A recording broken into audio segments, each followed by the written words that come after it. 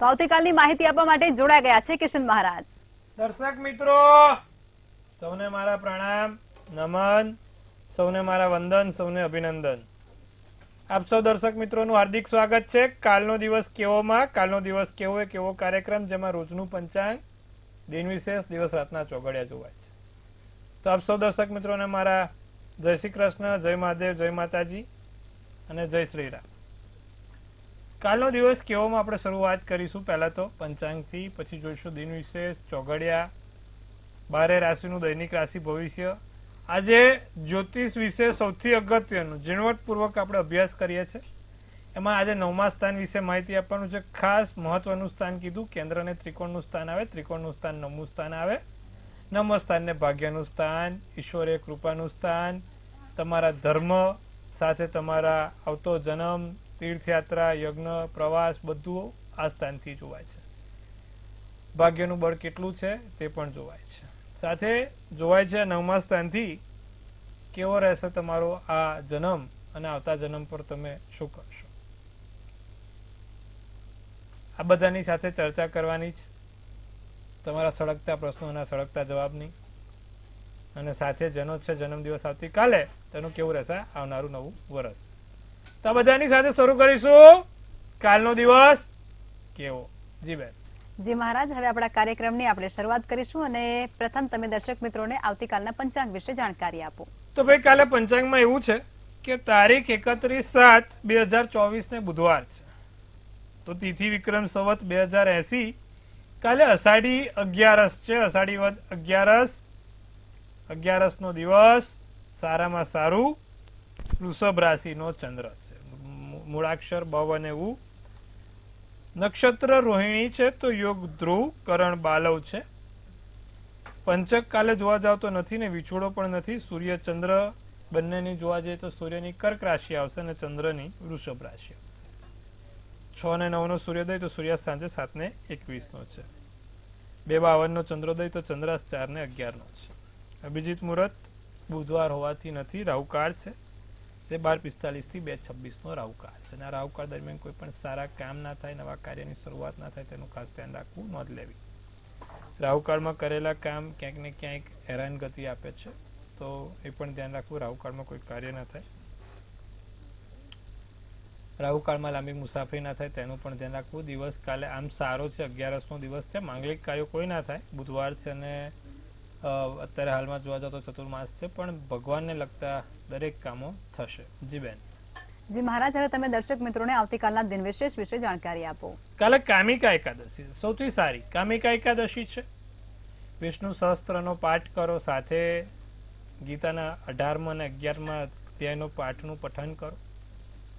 પીપળે જળ ચડાવો, બહુ જ સારું રહેશે. આવતીકાલે આટલું અવશ્ય કરજો, લાભ રહેશે. જી બેન. જી મહારાજ, હવે તમે દર્શક મિત્રોને આવતીકાલના દિવસ અને રાત્રિના શુભ ચોઘડિયા વિશે જાણકારી આપો. દિવસનું શુભ ચોઘડિયું પહેલું લાભ છે. 6:09 થી 7:48 નું છે. અમૃત ચોઘડિયું 7:48 થી 9:27 કલાકનું છે. શુભ ચોઘડિયું 11:06 થી 12:45 કલાકનું છે. લાભ ચોઘડિયું 5:45 થી 7:21 નું. રાત્રિનું ચોઘડિયું શુભ રહેશે 8:42 થી 10:03 કલાકનું. અમૃત ચોઘડિયું 10:03 થી 11:24 કલાકનું રહેશે. કોઈ પણ પ્રકારના નાના મોટા કામ કરવા છે, સારા કાર્યોની શરૂઆત કરવી છે, તો આ ચોઘડિયા પ્રમાણે કરો તો તેનું ફળ સારું મળે છે. સારા ચોઘડિયામાં કરેલું કામ હંમેશા સારું ફળ આપે છે. જી બેન. જી મહારાજ, હવે તમે જન્મ કુંડળીની અંદર 9મું સ્થાનનું શું મહત્વ છે અને શું કેન્દ્રમાં તે રાખે છે એના પર વિગતવાર ચર્ચા કરીએ. ભાઈ 9મું સ્થાન આપણે ગઈકાલ સુધી બધી વાત કરી 8મા સ્થાનની. 9મું સ્થાન શું છે? 8મું સ્થાન આપણે વાત કરી હતી મૃત્યુનું સ્થાન છે. 9મું સ્થાન ભાગ્યનું સ્થાન છે.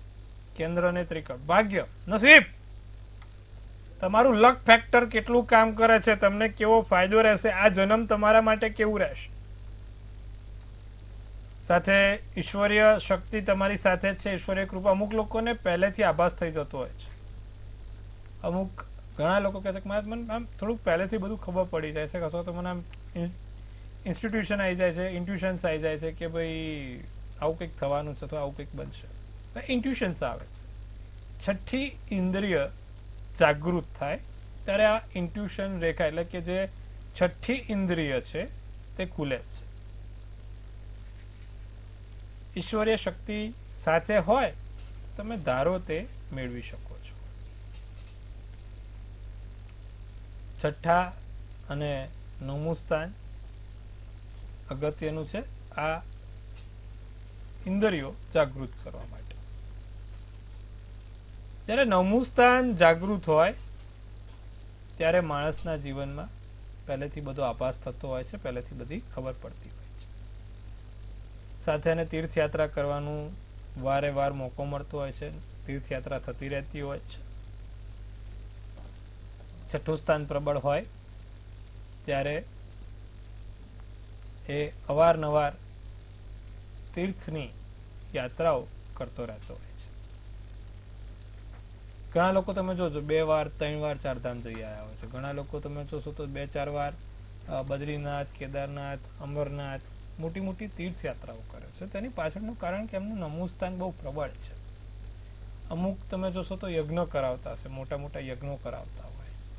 તેની પાછળનું પણ ફરી એકવાર નવમે સારામાં સારા ગ્રહ બેઠા, એમાં નવમે શનિ, નવમે કેતુ, નવમે સૂર્ય બહુ સારું, બહુ યજ્ઞો દાન પુણ્ય કરાવડાવે. પણ જ્યારે નવમું સ્થાન નબળું પડે છે ત્યારે માણસનું લક ફેક્ટર એટલે કે જે ભાગ્ય રેખા છે, જે ભાગ્યના અંશ છે તે નબળા પડે છે. જેમ કે નવમે શનિ મેષનો નીચનો થાય તો માણસનું નસીબ કામ ના કરે. મહેનત પુષ્કળ કરે પણ 99 પગથિયા ચડીને 1 પગથિયું બાકી હોય ને ઉતરી જાય. કેમ? કારણ કે ભાગ્યનું સ્થાન નબળું થયું સાહેબ. એવી જ રીતે ગુરુ મકર રાશિનો બેઠો છે, સૂર્ય કુંભ રાશિનો બેઠો છે, રાહુ ધન રાશિનો બેઠો છે. આ બધા સમયમાં નવમું સ્થાન ખાસ ચેક કરવામાં આવે છે જ્યારે તમારું ભાગ્યની વાત આવે, નસીબની વાત આવે. અને મેં અત્યાર સુધી જોયું છે સાહેબ કે મહેનત તો દરેક દુનિયા કરે જ છે. એવું કોઈ વ્યક્તિ નહીં હોય કે જે એની પોતાની જાત માટે કે પોતાને આગળ વધવા માટે મહેનત નહીં કરતો હોય. પણ જેનો નસીબનો સાથ સારો, જેનો નસીબનો હાથ સારો, એ વ્યક્તિ જીવનમાં આગળ આવે છે. એટલે નવમું સ્થાન બહુ અગત્યનું છે. નવમા સ્થાનમાં રાહુ, મંગળ પણ જો અસ્તનો થતો હોય, તુલાનો થઈને બેઠો હોય, સાથે બુધ મીન રાશિનો થઈને બેઠો હોય, ચંદ્ર શનિના ઘરનો બેઠો હોય અને શનિ મેષનો બેઠો હોય, તો આવા બધા લોકોના જીવનમાં સંઘર્ષ બહુ હોય છે. ખૂબ મહેનત કર્યા છતાં પણ ફળ નથી મળતું. નસીબમાં સફળતા નથી મળતી. ગમે તેટલા પ્રયત્નો કરો પરિણામ શૂન્ય બને છે. તો આ બધી વસ્તુ થતી હોય છે જ્યારે નવમું સ્થાન નબળું હોય છે ત્યારે. પણ નવમું સ્થાન સારું હોય તો સારી રીતે કામ પણ થતા હોય છે. નવમા સ્થાનમાં સારા ગ્રહો, ઉચ્ચ ગ્રહો બેઠા હોય તો માણસ વિદેશ પણ જાય છે. અવારનવાર વિદેશ જવાના યોગ બને છે. આ બધું નવમા સ્થાનથી દેખાય છે. અમુક લોકોને માતાજીનો પવન આવતો હોય, અમુક વસ્તુઓનો સંકેત મળતો હોય, તો બધું નવમા સ્થાનથી નક્કી થાય છે. નવમું સ્થાન પ્રબળ હોય તો માતાજીનો પણ સાથ હોય, સંકેતો પણ ઈશ્વરીય મળતા રહેતા હોય અને તમારી છઠ્ઠી ઇન્દ્રિય પણ ખુલેલી હોય. આ બધું દેખાય છે નવમા સ્થાનથી. તો 9મું સ્થાન જો તમારું પ્રબળ છે તો તમારે ચિંતા કરવાની જરૂર નથી, પણ નબળું છે તો એને પ્રબળ કરવા માટેના પ્રયત્નો કરવાના છે. તો આજે આપણે વાત કરી 9મા સ્થાનની, ભાગ્યના સ્થાનની. 9મે ભાગ્યેશ પણ કહેવાય છે. આવતીકાલે આપણે વાત કરીશું 10મું કર્મેશ, કર્મનું સ્થાન, રોજિંદુ. અમુક લોકોને વારે ઘડીએ નોકરીઓ છૂટી જાય છે, ધંધામાં સેટ નથી થતા, કોઈ પણ હિસાબે નાના મોટા તકલીફો થાય છે, નોકરીમાં કે વેપારમાં ફાવટ નથી આવતી, એ બધાનું 10મું સ્થાન જોવાનું હોય. માણસ કઈ ફિલ્ડમાં નોકરી કરશે, ક્યાં નોકરી કરશે, 10મા સ્થાનથી નક્કી થાય છે. તો કાલે વાત કરીશું 10મે કર્મેશની.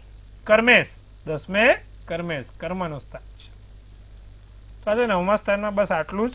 10મા સ્થાનની આવતીકાલે ચર્ચા કરીશું. 10મે કર્મેશ કેવો રહેશે દરેક જાતકોનો, તેના વિશે આવતીકાલે વિગતવાર ચર્ચા કરીશું. જી બેન. જી મહારાજ, હવે આપણે રાશિ ભવિષ્યની શરૂઆત કરીશું અને પ્રથમ 3 રાશિ એટલે કે મેષ, વૃષભ અને મિથુન રાશિના જાતકોનો આવતીકાલનો દિવસ કેવું રહેશે તે કહો. તો વાત કરીએ મેષ રાશિની. જમીન મકાનની લેવેચ માટે દિવસ સારો છે, ઉત્તમ છે. નવી યોજનાઓ બની શકે છે, નાની મોટી યોજના બનશે. તમારી સમજણ શક્તિમાં વધારો થાય, બુદ્ધિથી કામ નીકળે. તમે ધાર્યું છે તેના કરતાં સારું પરિણામ મળે, બુદ્ધિથી કામ નીકળશે. આસમાની શુભ કલર શુભાંક 2 રહેશે. વૃષભ રાશિને મિત્રો સાથે દિવસ સારો, આનંદમય જશે. ભાઈ કાલે વિશ્વાસે વાહન ચાલે. વૃષભ રાશિનો ચંદ્ર છે. અમુક વખત છે ને કેવું વિશ્વાસ ઉપર કામ ચલાવવું પડતું હોય છે. વિશ્વાસે વાહન ચાલે.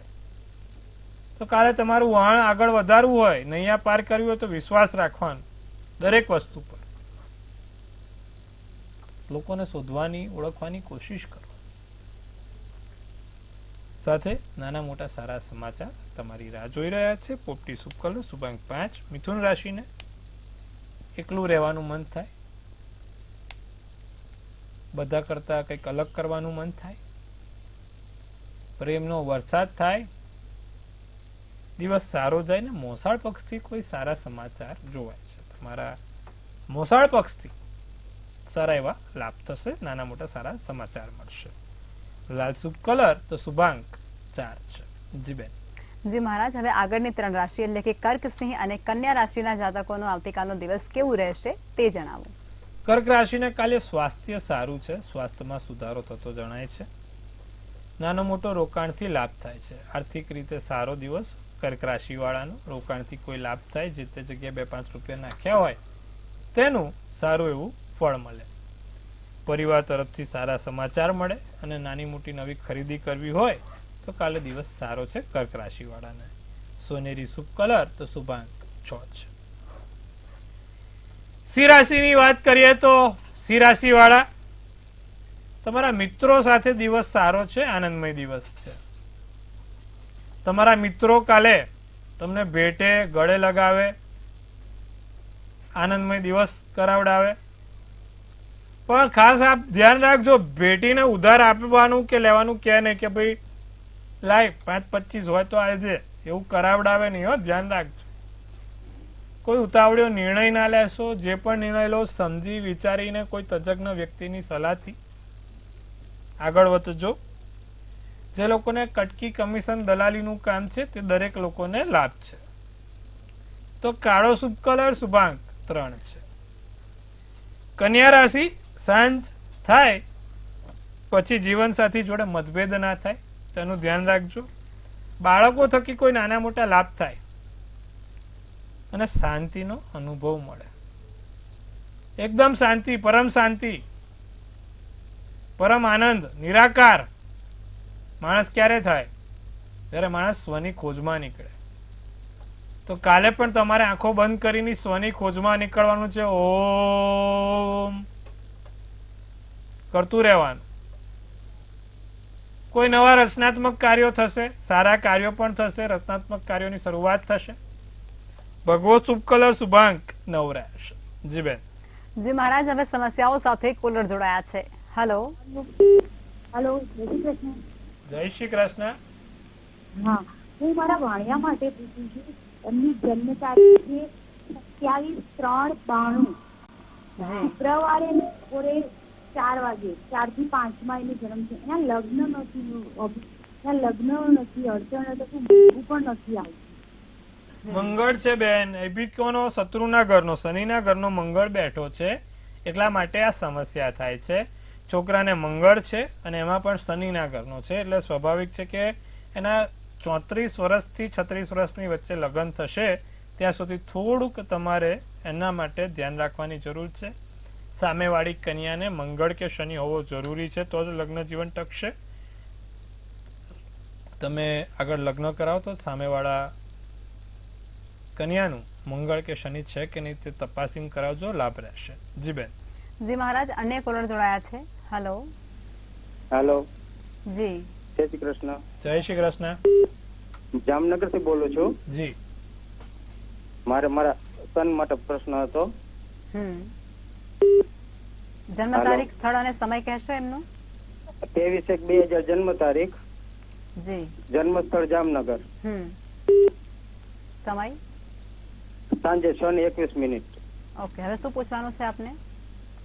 પ્રશ્ન છે કે એની એક વખત સગાઈ થઈ હતી, તૂટી ગઈ, હવે બીજી વખત ક્યારે થશે? સિંહ રાશિનો ચંદ્ર, કર્ક રાશિનું લગ્ન, રવિવારનો દિવસ હતો, મગા નક્ષત્ર ને 3 તિથિ હતી, તો સૌભાગ્ય નામનો યોગ છે. સાહેબ, એને સૂર્ય, કેતુ ને બુધ 7મા સ્થાનમાં છે, મંગળ 8મા સ્થાનમાં છે. એને વહેલા લગ્ન ના કરાવશો, લગ્ન માટે થોડીક વાર રખાવડાવો. છોકરાને મંગળ છે, સામેવાળું પાત્ર મંગળ કે શનિવાળું હોય તો જ એના લગ્ન જીવન ટકશે. ને એમાંય 7મે સૂર્ય ને કેતુ છે. સાહેબ, થોડીક એનું વિધિ વિધાન કરાવી દો. સૂર્ય કેતુનું એક યંત્ર આવે જોડે રખાવડાવો.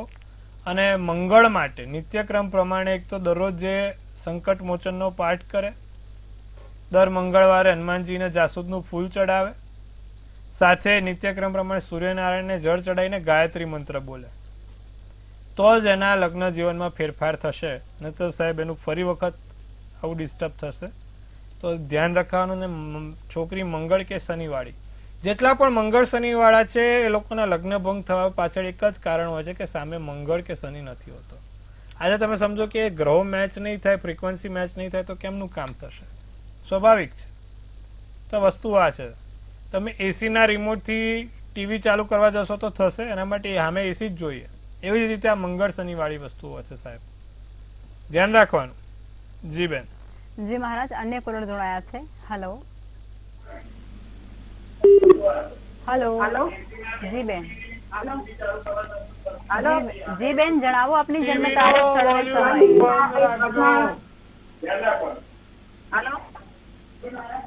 બેન, આપનો અવાજ આવી રહ્યો છે. તમારી જન્મ તારીખ, સ્થળ અને સમય કહો. જી. જુનાગઢ, સમય 11:30 વાગે. ફરી એકવાર. 26/8/2005 જુનાગઢ, સ્થળ ને 11:30 વાગે. ઓકે, શું સવાલ છે આપનો? મારા માટે પ્રશ્ન હતો કે MBBS માં એડમિશન મળશે આ વર્ષે? મેં નીટની એક્ઝામ દીધી છે. ધનુ રાશિનો ચંદ્ર છે, સૂર્ય બુધનો આદિત્ય યોગ છે. ચિંતા ના કરો, સારું છે, તમને એડમિશન મળી જાય તેવા યોગ છે. આગળ જતા ચિંતા કરવાની કોઈ બાબત નથી. જી બેન. જી મહારાજ, હવે આપણે રાશિ ભવિષ્ય તરફ પાછા ફરીશું અને આગળની 3 રાશિ એટલે કે તુલા, વૃશ્ચિક અને ધન રાશિના જાતકોનો આવતીકાલનો દિવસ કેવું રહેશે તે કહો. તુલા રાશિવાળા નાના મોટા નવા સંકલ્પનું સોપાન થશે. નવા સંકલ્પ કરીને આગળ વધી શકો છો. લોકોને ઓળખવાની કોશિશ કરજો, કોણ તમારા હિતમાં બોલે છે, કોણ તમારા હિતમાં બોલે છે, તે ખાસ ધ્યાન રાખવાની જરૂર છે. બોલવા ઉપર થોડો કાબુ પણ રાખીશું. આડું અવળું ક્યાંય બોલાઈ ના જાય તેનું ધ્યાન રાખીશું. અને નાનું મોટું રોકાણ કરવા માટે દિવસ સારો છે. નારંગી શુભ કલર, શુભાંક 5. વૃશ્ચિક રાશિને સતત પ્રયાસ કરવાથી સફળતા મળશે. નાના મોટા પ્રયાસોથી લાભ થશે. સમજદારીથી કામ કરવાનું છે, સ્વર્ગની અનુભૂતિ થાય. કામમાં ધીરજ રાખજો. નારંગી શુભ કલર, શુભાંક 4 રહેશે. ધન રાશિ, મંગળકારી દિવસ છે. નાના મોટા કામ સારા પૂરા થાય. મંગળકારી દિવસ રહે ધન રાશિ માટે. તમારા પ્રિય વ્યક્તિઓનો, પ્રિય પાત્રોનો ફોન આવશે. પ્રિય પાત્રથી તમને લાભ થશે.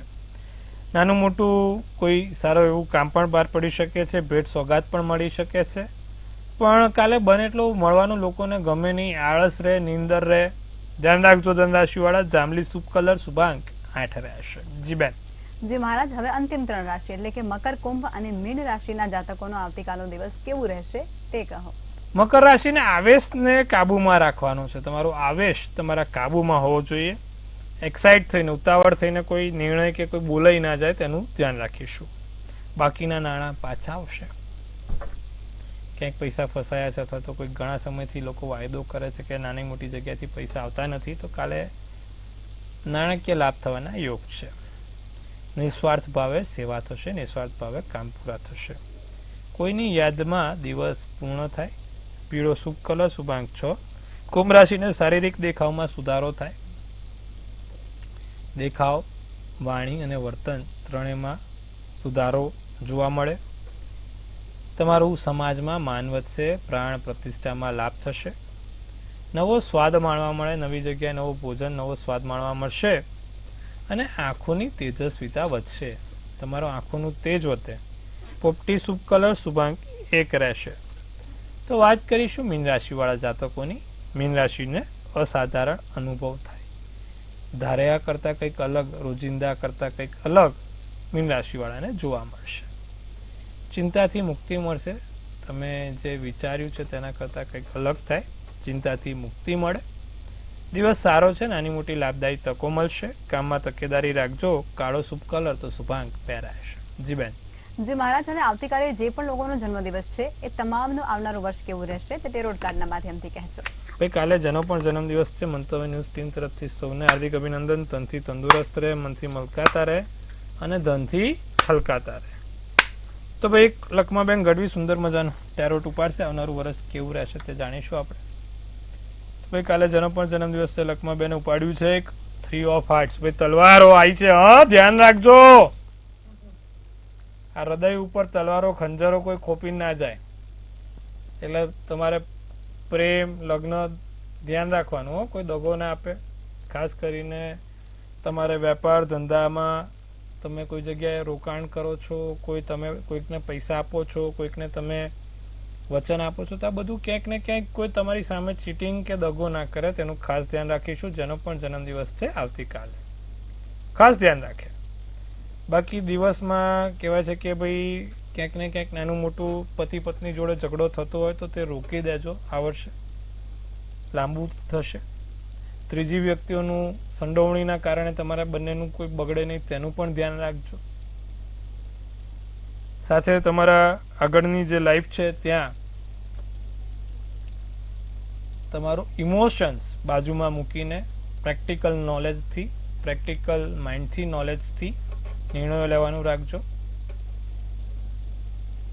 આખું વર્ષ કેવી રીતે સારું જશે, તો કાલે જેનો પણ જન્મદિવસ છે નિત્યક્રમ પ્રમાણે ગુલાબનું અત્તર રોજ લગાવવાનું રાખે. આખું વર્ષ સારું ને સુંદર જશે. તો કાલે જેનો પણ જન્મદિવસ છે આટલું કરશે, આખું વર્ષ સારું જણાશે. જી બેન. જી મહારાજ, અમારી સાથે જોડાયા અને દર્શકોને આટલી સરસ વિગતો આપી તે બદલ આપનો આભાર. મહાદેવર.